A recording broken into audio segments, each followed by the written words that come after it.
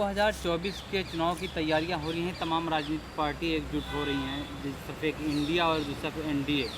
लेकिन अभी जो G20 हुआ भारत के अंदर, कहा जा रहा है कि मोदी जी ने विदेशों में के तमाम नेताओं को बुला करके भारत में डंका बजा दिया। कैसे देख रहे हैं इसे?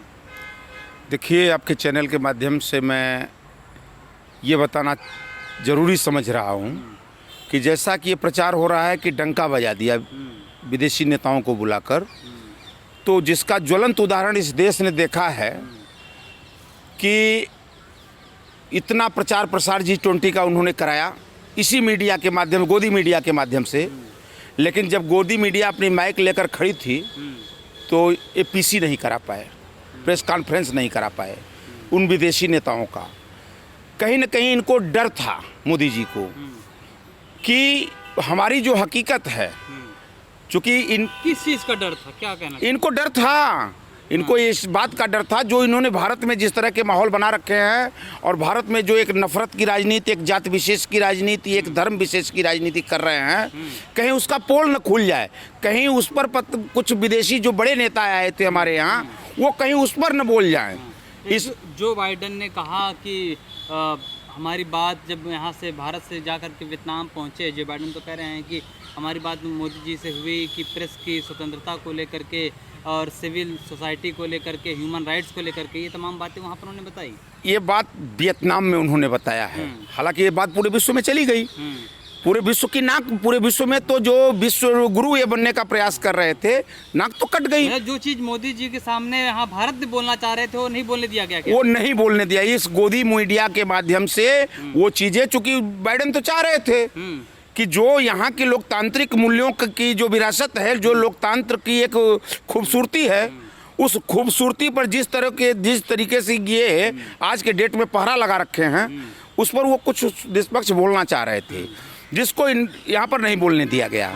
तो वियतनाम में जाकर क्या मैसेज गया? जब इसका मैसेज सीधे सीधे पूरे विश्व में मोदी जी ने भारतवर्ष की नाक को कटवाया है।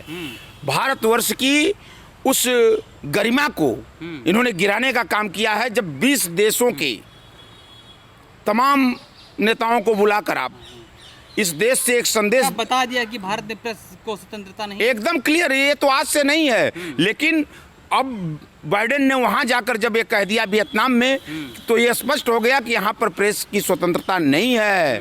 प्रेस अपनी मर्जी से कुछ नहीं, यहाँ के प्रेस के मीडिया के लोग कुछ नहीं कर पा रहे हैं। मोदी जी ने कहा कि आप लोग, मीडिया के लोगों को कहा कि आप लोग अब बाहर जाइए, अब हमें अकेला छोड़ दीजिए हम लोगों को। अब तो मोदी जी ने सही कहा कि अब आप लोग बाहर जाइए।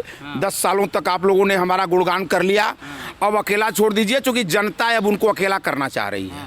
इस भारत की जनता ने समझ लिया है कि मोदी जी ने जिस तरीके से 10 बरस 9 बरस का यह देश चलाया है, जिस अपने डंडे के बल पर चलाया है, तानाशाहियत के बल पे चलाया है, अब ये देश की जनता समझ चुकी है। और ये मोदी जी भी समझ रहे हैं कि अब जनता मुझे एकांत देना चाहती है।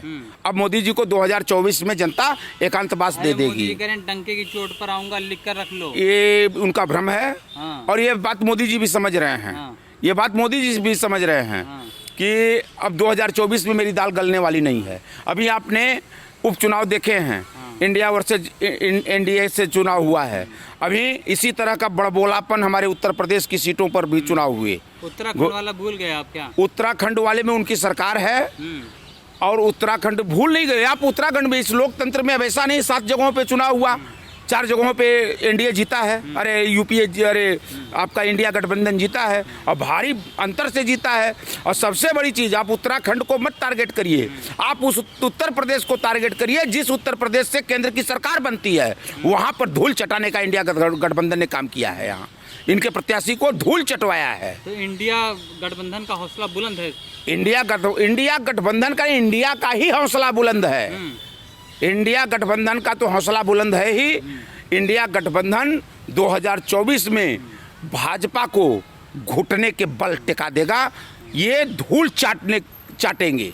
अभी आपने कहा कि G20 में प्रेस कॉन्फ्रेंस नहीं करने दिया गया, मोदी जी ना कॉन्फ्रेंस के ना जो विदेशी जितने भी नेता आए थे, लेकिन वहाँ पर चित्रा त्रिपाठी ने कहा कि मोदी जी आप कुछ कहेंगे, आपको बधाई G20 के लिए। देखिए, आप एक विद्वान पत्रकार हैं, चित्रा त्रिपाठी हंसी की पात्र बनी और चित्रा त्रिपाठी जैसी पत्रकार जितने भी गोदी मीडिया के लोग हैं वो अपने गिरहबान में अब तो झांक लें। अब तो उनके अंदर अगर ज़मीर जिंदा है, अगर इस देश के प्रति उनकी अगर जरा सी भी भावनाएं हैं तो कम से कम सही चीज़ को प्रदर्शित करें। और जिस तरीके से उन्होंने कहा कि आपका धन्यवाद धन्यवाद धन्यवाद, ये धन्यवाद करने से आप प्रेस के लोगों को स्वतंत्र रूप से आप प्रश्न करने दिए होते, उनके दिल में क्या था वो प्रश्न करते और उसका उत्तर वो नेता देते जो अन्य विदेशों से आए हुए थे, वो सामने बात आती। आपने सारे लोगों को रोक दिया। और सबसे बड़ी चीज़ आपको बता दें कि मोदी जी ने जो G20 के माध्यम से अपना प्रचार प्रसार कराए हैं, हजारों करोड़ रुपए यहाँ, कई हजार करोड़, 4,000 करोड़ रुपए यहाँ खर्च किए गए। आप एक चीज़ बताओ, और उस 4,000 करोड़ में लगभग 2,000 करोड़ से ज़्यादा का घोटाला हुआ है। वो घोटाला हुआ है, तमाम घोटाले जो सामने उजागर हो रहे हैं, सामने उजागर हो रहे हैं। इन्होंने देश के पैसे को उन करदाताओं को, उन आम नागरिक को के पैसे का इन्होंने जो मजलिस सजाया यहाँ पर, और मजलिस सजाकर ये देश को दिखलाना चाहे कि हम, लेकिन पूरा देश देख लिया और समझ लिया कि इन विदेशी मेहमानों को, जिसका पोल तो बाइडेन ने जाकर वियतनाम में खोल दिया, चांदी के प्लेटों में खिलाया है। सोने चांदी उनको अपने घर से नहीं लाए थे, वो गुजरात से नहीं लाए थे, वो इस देश के ही धरोहर सोने चांदी के प्लेट थे जिसमें उन्होंने खिलाया। अच्छे मेहमान नवाजी हमारे भारतवर्ष की एक बड़ी खूबसूरत परंपरा रही है। आप मेहमान नवाजी करो, लेकिन मेहमानों को स्वतंत्र रूप से बोलने देते। हमारा देश एक लोकतांत्रिक देश है, हमारे देश की एक बहुत बड़ी गरिमा रही है। हमारे देश के नीति का अनुसरण विदेश के लोग करते हैं। उन चीज़ों पर आप विदेश के उन मेहमानों के पक्ष को तो रखने दिए होते कि वो क्या महसूस कर रहे हैं इंडिया के बारे में, क्या सोच रहे हैं इंडिया के बारे में। आज के वर्तमान सरकार में इंडिया, भारतवर्ष की जो खूबसूरती है या भारतवर्ष की जो महत्ता है वो विदेशों में कैसी है, वो अपने पक्ष को रखते, तब न आप समझ पाते कि नहीं उनके वो क्या सोच रहे हैं। मिलेगा क्या G20 का फायदा मिलेगा क्या? किस चीज़ का फायदा मिलेगा? किस चीज़ का फायदा मिलेगा? विदेश के तमाम नेताओं को आपसे बता दें, मैं बनारस का रहने वाला हूँ मेरे भाई। इन्होंने इसी तरह 2019 के चुनाव में एक बड़ा आडंबर किया और ले जाकर बनारस घाट पर चाइना के राष्ट्रपति को बैठाया और चाइना के राष्ट्रपति को बैठाकर खूब गंगा आरती कराया, खूब गंगा जी का वो घुमवाया। लेकिन ये इनका काम है कि किसी चीज़ का बस ये प्रचार करना और उसको वोट में तब्दील करना। लेकिन अब जनता समझ चुकी है कि इन्होंने जो किया है वो सिर्फ और सिर्फ जनता को भ्रमित करने के लिए किया है। मूल मुद्दों पर G20 के इतने बड़े सम्मेलन में भारतवर्ष के मूल मुद्दों पर कौन सी चर्चा हुई, वो निकल कर सामने तो नहीं आई बात कि भारतवर्ष में आज के डेट में ज़रूरत क्या है, भारतवर्ष में क्या खामियां हैं इस समय, वर्तमान समय में जो व्याप्त हैं, जो समाज को तोड़ रही हैं, समाज में वैचारिक मतभेद पैदा कर रही हैं, ये सारी चीज़ें तो नहीं आई। किस बात का आप सम्मेलन कर लिए? किस बात का सम्मेलन हुआ? सम्मेलन का मतलब होता है कई देश के लोग जब इकट्ठा होते हैं तो अपने अपने तरीके से उस देश में क्या हो रहा है और क्या होना चाहिए इस पर चर्चा होती है। ये सारी चीज़ें तो आई नहीं।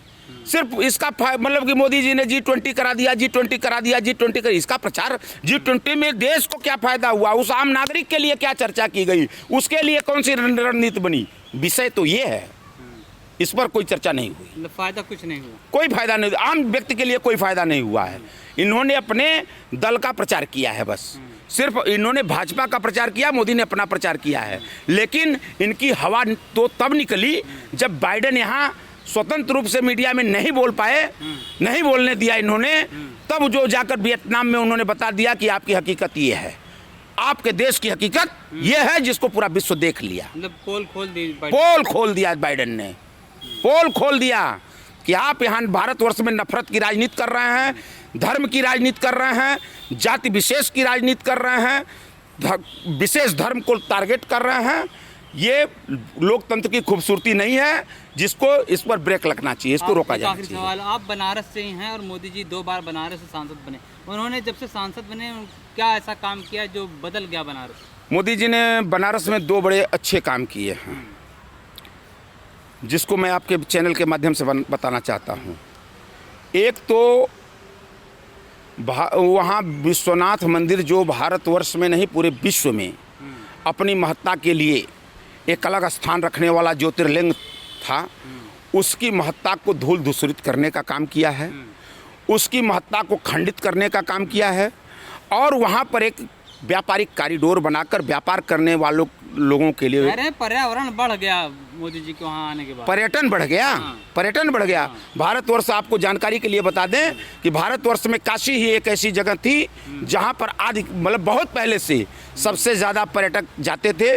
वहाँ पर बाबा विश्वनाथ के नगरी के महत्व के लिए जाते थे। वहाँ पर महात्मा बुद्ध को वहीं पर ज्ञान प्राप्त हुआ था, इसके लिए जाते थे। वो मोदी के लिए नहीं जा रहे हैं, वो अनवरत चल रहा है, अनवरत वहाँ पर